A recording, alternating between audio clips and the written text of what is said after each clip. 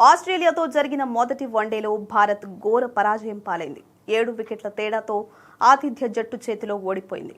ఈ నేపథ్యంలో భారత స్పిన్ దిగ్గజం రవిచంద్రన్ అశ్విన్ టీమిండియా మేనేజ్మెంట్ పై తీవ్ర స్థాయిలో విమర్శలు గుప్పించాడు.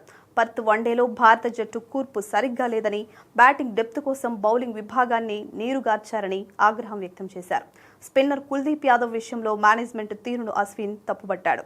వాళ్లు కేవలం 2 స్పిన్నర్లతోనే ఎందుకు ఆడారో నాకు అర్థం కావడం లేదు. పేస్ ఆల్రౌండర్ నితీష్ రెడ్డిని ఆడించింది బ్యాటింగ్ లో డెప్త్ కోసమే.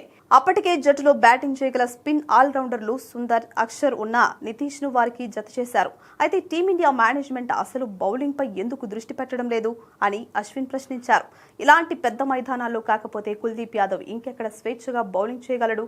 ఈ పిచ్ పై బంతిని తిప్పుతూ అతడు బౌన్స్ కూడా రాబట్టగలడు అని పేర్కొన్నారు. ఏదైనా అంటే బ్యాటింగ్ డెప్త్ అని మాట్లాడతారు, కానీ బ్యాటింగ్ ఆర్డర్ రాణించాలంటే బ్యాటర్లే పూర్తి బాధ్యత తీసుకోవాలి. పరుగులు రాబట్టడం వాళ్ల పని, కానీ అదనపు బ్యాటర్ కోసం ఆల్రౌండర్లను ఆడించి బ్యాటర్ల పని మరింత సులువు చేయాల్సిన అవసరం ఏముంది అని క్వశ్చన్ చేశారు.